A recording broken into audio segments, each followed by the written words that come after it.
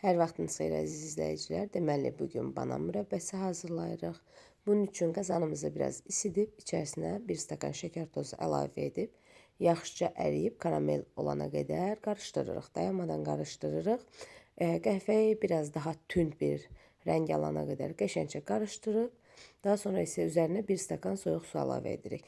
Videodan da görürsünüz, suyu əlavə edən kimi şəkər tozu sərtləşdi, amma narahat olmayın, qarışdırdıqca açılacaq və biraz açılmağa başlayandan sonra təkrar 2 stəkan daha soyuq su əlavə edib, içərisindəki şəkər tozu tam əriyənə qədər qarışdırıb, əlavə olaraq 2 stəkan da şəkər tozu əlavə edib əridirik. Deməli, toplam 3 stəkan soyuq su və 3 stəkan şəkər tozu ilə istifadə etdik. Bunun xaricində 1 kiloqram bananımızı soyuruq, daha sonra isə biraz böyük şəkildə doğrayıb 15 dəqiqə qaynatdığımız şərbətin içərisinə əlavə edirik.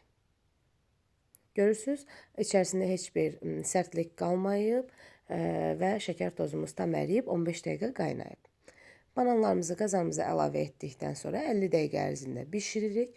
Mümkün qədər qaşıq istifadə edəmirik, toxunmuruq. Sadəcə olaraq üzərinin kəpini yavaş-yavaş, incə-incə yığırıq.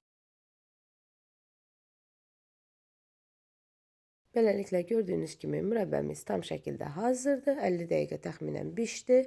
Çox asan bir şəkildə hazırlanır. Və son halını da görürsünüz. Bananlarımız heç bir şəkildə dağılmadı. Deməli, 1 kiloqram banana 600 qram şəkər tozu və 600 ml su istifadə etdik. Bu qədər asan.